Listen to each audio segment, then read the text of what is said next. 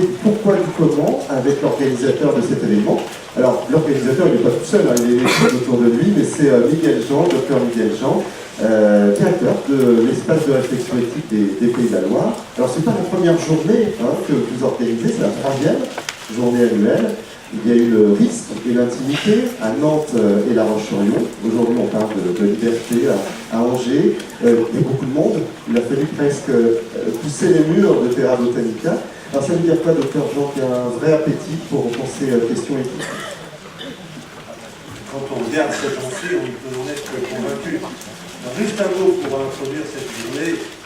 Bienvenue à tous. Et je vous renouvelle les salutations en début de journée parce que vraiment c'est un beau succès, rien que cette salle le prouve.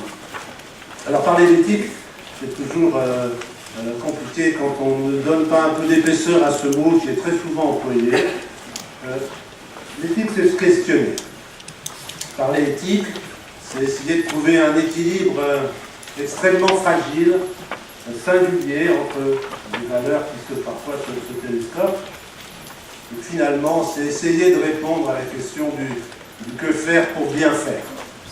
Quand je parle du bien faire, le bien en question est un bien singulier, un bien individuel, c'est pas un bien universel, qui va s'appliquer indifféremment à chacun des personnes qu'on accompagne.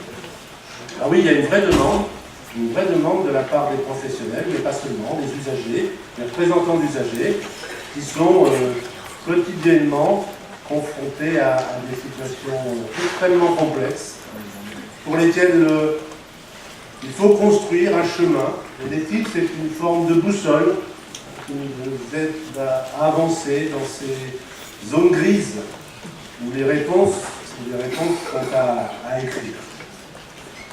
Alors voilà, je suis ravi qu'on puisse aujourd'hui, ensemble, partager, discuter, échanger autour de cette thématique de la liberté d'aller et venir, dont on nous dira tout à l'heure, on aime bien tous les enjeux. On rappelle que vous ne travaillez pas qu'un jour dans l'année, l'espace de réflexion éthique, c'est quand même tout au long de l'année, au-delà du colloque. Sous quelle forme, peut-être pour les professionnels que vous identifierez un peu moins?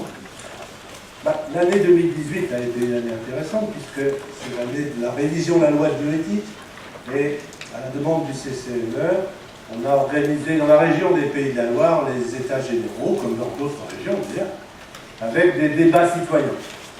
Débats citoyens, on en a organisé 10 dans la région, ce qui est un joli nombre, autour de deux thématiques, l'assistance médicale à la procréation d'un côté, et puis la médecine de demain, et la place du patient dans cette médecine de demain. C'est un exercice démocratique intéressant, qui permet d'entendre la parole citoyenne, surtout sur des sujets aussi clivants que celui de l'assistance médicale à la procréation.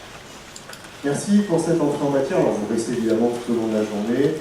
On vous retrouvera également en fin d'échange. Vous me repreniez la parole, mais je vous remercie pour cet exercice complexe d'être maître du temps. Un grand merci à tous les intervenants qui ont spontanément et avec un grand enthousiasme accepté de participer à cette journée. Vraiment un grand merci. Et puis dans les remerciements, le CFPS, évidemment, le CHU d'Angers, et puis la compagnie théâtrale à toute vapeur. Et vraiment merci à tout le monde.